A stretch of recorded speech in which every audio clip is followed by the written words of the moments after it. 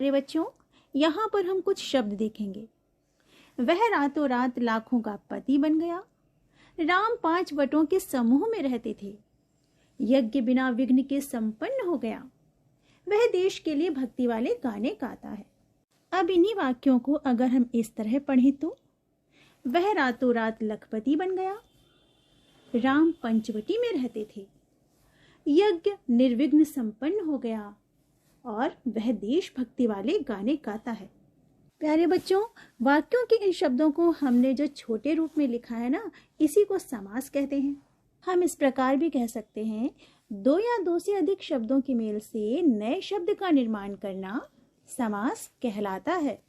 इसे ऐसे भी समझ सकते हैं कि जब 2 या 2 से अधिक शब्दों को मिलाया जाता है और उससे जब एक नया शब्द जो बनता है, उस प्रक्रिया को समास कहते हैं। हम सरल भाषा में कहें तो शब्दों के समूह को छोटा करना ही समास है, जैसा कि मैंने अभी आपको पहले बताया था। समास द्वारा बनाए गए नए शब्दों को समस्त पद कहा जाता है। एक उदाहरण देखते हैं, गंगा का जल। तो हम गंगा का जल न बोलकर हम बोलते हैं गंगा जल, तो समस्त पद हुआ गंगा जल। माखन का चोर का माखन चोर।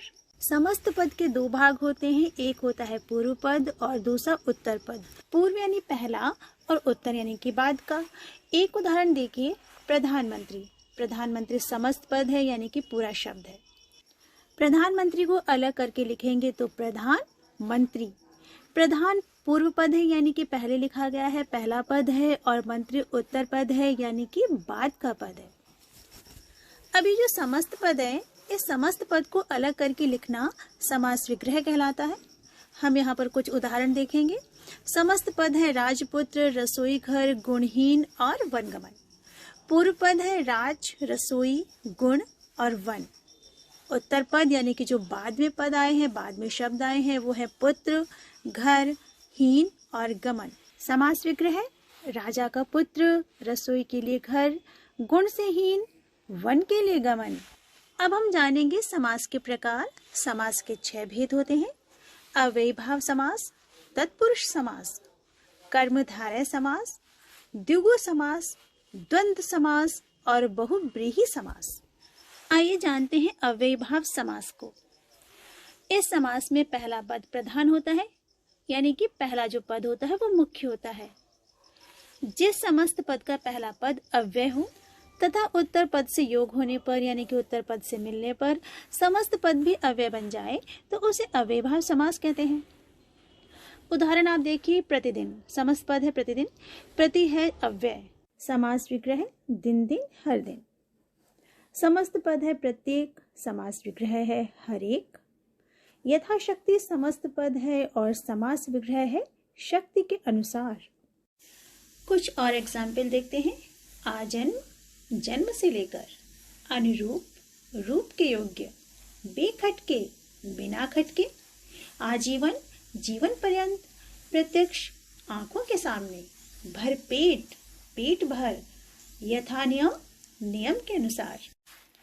अब ये तत्पुरुष समास क्या है? जिस समास में उत्तर पद प्रधान होता है यानी कि उत्तर पद मुख्य होता है, दोनों पदों के बीच कारक चिन्हों का लोप हो जाता है, हम कारक चिन्ह नहीं लिखते हैं, उसे तत्पुरुष समास कहते हैं। आप जानते ही हैं कि कारक चिन्ह क्या है। कारक चिन्ह है के, से, द्वारा, में, पर, के लिए आदि। समस्त पद है शरणागत, समास विग्रह शरण को आगत। समस्त पद धनहीन, धन से हीन। रसोई घर, रसोई के लिए घर। ऋण मुक्त, ऋण से मुक्त। देशभक्ति, देश के लिए भक्ति। जलमग्न, जल में मग्न।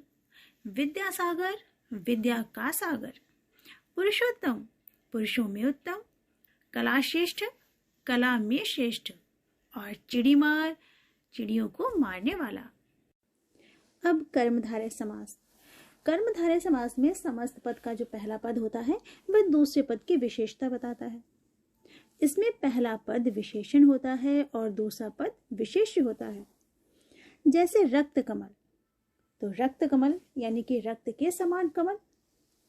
पहला पद है रक्त और दूसरा पद है कमल, यानी कि पहला पद दूसरे पद की विशेषता बता रहा है। कुछ उदाहरण देखते हैं। नीलकंठ, नीला है जो कंठ। चंद्रमुख, चंद्र के समान मुख। महापुरुष, महान है जो पुरुष। नीलांबर, नीला है जो अंबर। महादेव, महान है जो देव। घनश्याम, घन के समान श्याम। महात्मा, महान है जो आत्मा। नील गगन, नीला है जो गगन। कमल नयन, कमल के समान नयन। और नील गाय, नीली है जो गाय। द्विगु समास। प्यारे बच्चों, द्विगु समास को पहचानना बहुत आसान होता है। इस समास का पहला पद जो होता है वो संख्यावाची होता है और इसके समस्त पद समूह को प्रकट करते हैं। जैसे दोपहर, यानी कि दोपहरों का समूह। कुछ उदाहरण देखें जिससे आप इसे और आसानी से समझ पाए। समस्त पद है नवरत्न, नवरात्रियों का समूह। सप्तऋषि, 7 ऋषियों का समूह। सप्ताह, 7 दिनों का समूह। त्रिफला, 3 फलों का समूह। पंचतंत्र, 5 तंत्रों का समाहार। शताब्दी, शत यानी कि 100 और अब्द यानी कि वर्ष, 100 वर्षों का समूह। त्रिवेणी, 3 वेणियों का समूह। त्रिदेव, 3 देवों का समूह। चतुर्भुज, 4 भुजाओं का समूह। और पंचाब, 5 आब यानी कि 5 नदियों का समूह। तो आप समझ गए होंगे कि जहाँ पर समूह की बात हो, जहाँ पर संख्या की बात हो, वहाँ द्विगु समास होता है। अब हम समझेंगे द्वंद्व समास को। जिस समास के दोनों पद प्रधान होते हैं उसे द्वंद्व समास कहते हैं। दोनों पदों के बीच प्रयोजक चिन्ह होता है। इन शब्दों का विग्रह करने पर और, तथा, या आदि शब्द आते हैं। जैसे माता पिता। प्यारे बच्चों, आप देख ही रहे हैं माता पिता के बीच में योजक है, हमने विग्रह किया तो माता और पिता। इधर उधर, इधर और उधर। ठंडा गरम, ठंडा और गरम। राधा कृष्ण, राधा और कृष्ण। पाप पुण्य, पाप और पुण्य। गंगा जमुना, गंगा और जमुना। राजा रंग, राजा और रंग।